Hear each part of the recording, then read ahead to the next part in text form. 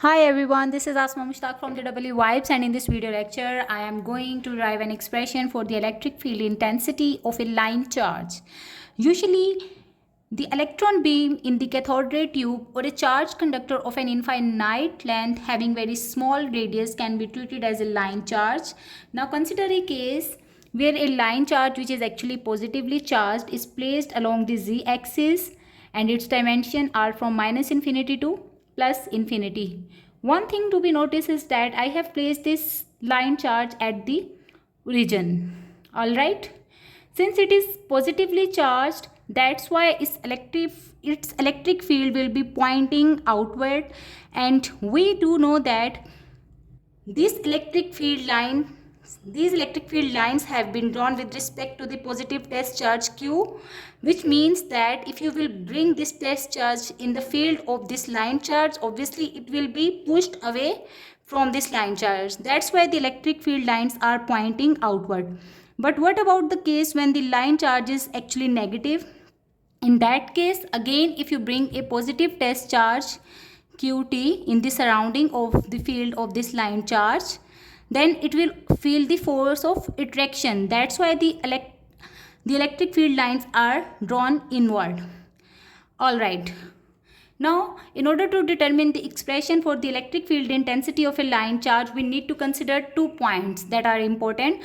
First one, which component of the electric field is present, and the second is along which component the electric field will vary. So coming back to the diagram, you can see here the electric field lines are pointing outward in all directions, top and the bottom as well.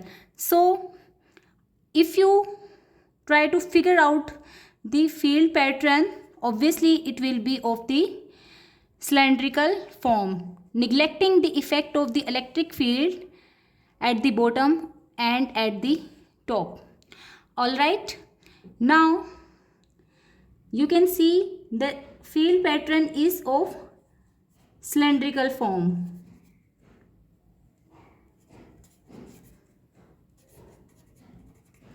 So let's just redraw this diagram over here just to make our calculations little bit easier. Now, since the pattern of the electric field is of cylindrical form, so the field component can be rho, phi and z. We will see that as you will move away from this source or from this line charge, obviously the strength of the field will be weakened. And if you goes closer to this line charge, obviously the strength of the field starts increasing. So when you move away, the field strength decreases, and when you move closer, the field strength increases, indicating that electric field is actually varying along the rho component. So this component is present and along it the electric field is varying. There is no phi component of the electric field present in this case because the charge never feel the force along the tangent to the cylinder. Okay, the last component is easy. You can see the charges are distributed at the equal distance. So the positive component acting downward and the component acting upward will actually cancel out the effect of each other, or in other words, easy component is cancelled out because of the field components of the consecutive charges which point in the opposite directions. So easy component is also 0. The only component of the electric field intensity which is present in this case is easy. Now let's try to find the value of easy. Since this was our scenario, okay, and we will consider a small portion of this line charge which will act as a source point, and its coordinates are, since it's along the z-axis, that's why its coordinates are 0, 0 and z. Why? Because on z-axis the rest of the components are 0. Now let us try to find the effect of this line charge along the y-axis or on the this axis, and let's mark this point as Q and this one as P. So the coordinates of this point are 0, y, 0 again. Why? Because on y-axis x and z components are 0. Now let's just draw them in terms of the vector. So this will become z a z hat since it is pointing along the z-axis, and similarly this will become y a y hat as it is pointing in the y direction. Okay, and the direction of the electric field intensity would be along the line joining these 2 points P and Q. So E will be acting like in this direction. If you look over here, you can resolve this electric field intensity into 2 components that are basically EY and EZ. This EZ component is 0 and the only component is EY, which is present over here in this case. Fine. We represent the source point or the position vector with r hat or r bar, while the position vector of the at the point of observation is represented by r. So the distance between these 2 points can be represented in terms of the vector form as r minus r bar. Okay, so r vector is actually equal to y a y hat, while r bar vector is equal to z a z hat.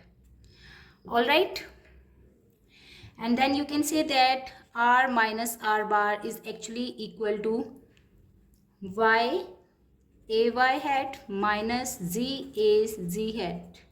Since y a y vector actually represents the radius of the cylinder, so we can replace y a y hat as rho a rho hat, and in this way this expression will be transformed into rho a rho hat minus z a z hat. Fine. Now the line charge density is denoted by rho L, and it is equal to dq by dl, where dl is actually the differential length which is along the z-axis in this case. So I can write it as dq over dl is equal to dz. Fine.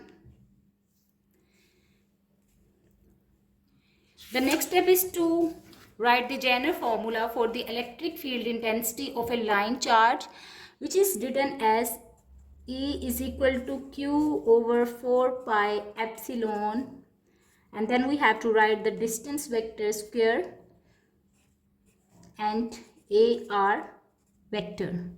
What is AR vector? AR is the position vector or the distance vector basically, which is equal to r minus r bar divided by the magnitude of r minus r bar.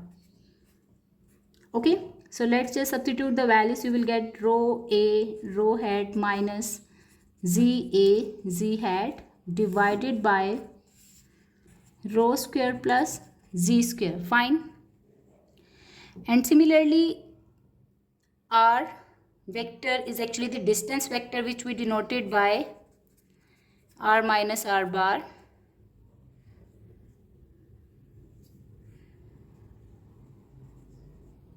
and its magnitude is equal to under root rho square plus z square. So the distance vector square can be written like that. Fine. The next step is to substitute the values over here. As we saw, the line charge density is related to the charge distribution in terms of the length of the charge like that. So dq from here can be written as rho L into dl, and from here you can find q by integrating on both sides. So you will get q is equal to integral of rho L, and then dl was, since it was along the z-axis, so the distance vector is dz az hat, just to indicate that this is some charge distribution along the z-axis that we are considering.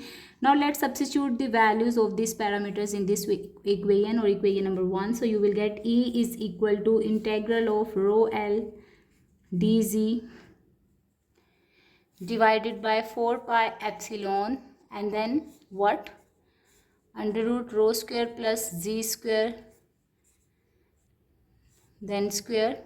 And what else we have to do? We have to write down the rho a rho hat minus z a z hat with the magnitude, because it's the unit vector basically. So the magnitude of this vector was equal to rho square plus z square.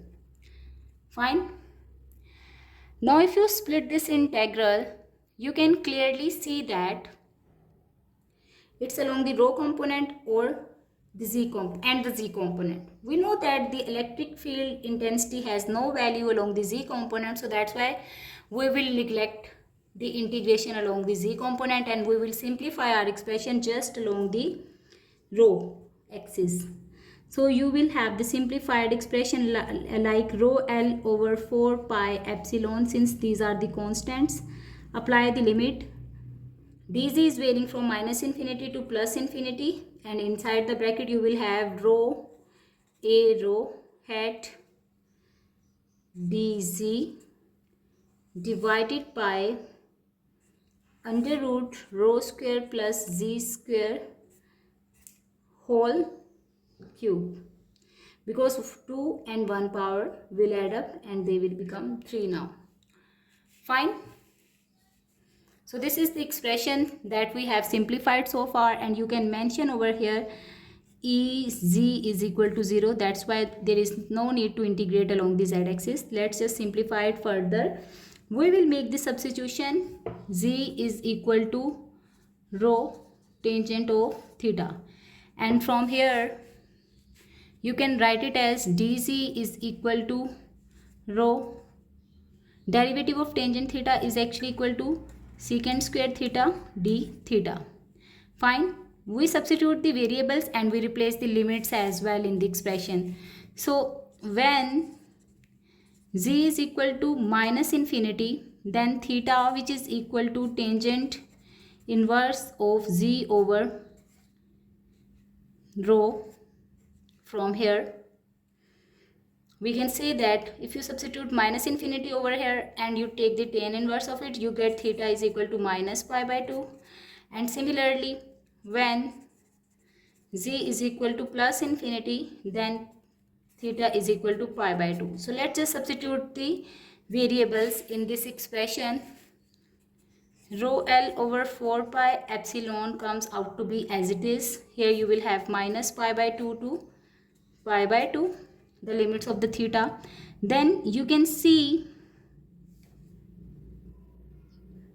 here you will have rho as it is, and dz is equal to rho secant square theta d theta. So rho into rho will become rho square, then secant square theta d theta, while in the denominator the expression will be rho square plus rho square tangent square theta, because you just substituted the value of z in this expression. Let's simplify it further. Rho L over 4 pi epsilon, and here you are integrating from minus pi by 2 to pi by 2.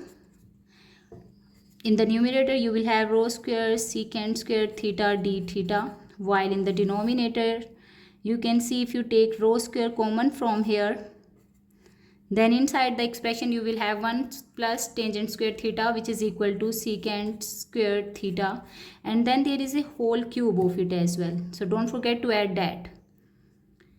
Okay, so here whole cube over here. Let's simplify it furthermore. So rho L over 4 pi epsilon, and here you are going to get minus pi by 2 to pi by 2 limit, and in the numerator you are going to get rho square secant square theta d theta, while in the denominator you can see inside the square terms will cancel out the square root. Okay, and then in the denominator it will become rho cube secant cube theta. Fine. Now the expression is equal to rho L over 4 pi epsilon and minus pi by 2 to pi by 2, while this rho square and this rho cube will cancel out and you will have just rho in the denominator. Similarly, this secant square will cancel out this secant cube and in the denominator you will just have secant. So the expression we will get is 1 over rho then secant theta into d theta, which is equal to rho L over 4 pi epsilon, and inside the integration minus pi by 2 to pi by 2, 1 over rho.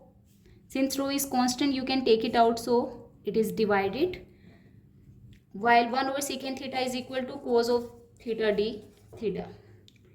Okay, so rho L over 4 pi epsilon into rho into integration of cos theta is actually equal to sine of theta, and its limit is minus pi by 2 to pi by 2. Fine.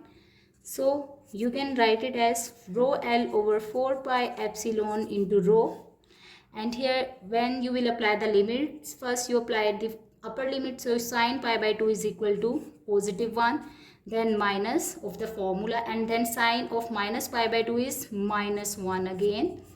So this becomes 2 basically. 4 pi epsilon rho into 2. This 2 will cancel out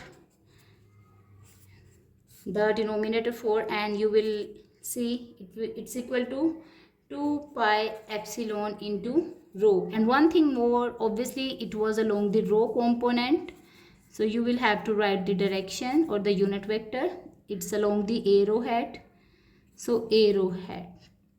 So this is the expression or the final expression of the electric field intensity of a line charge. If you have any question, you can drop your questions in the comment section. Thank you for watching.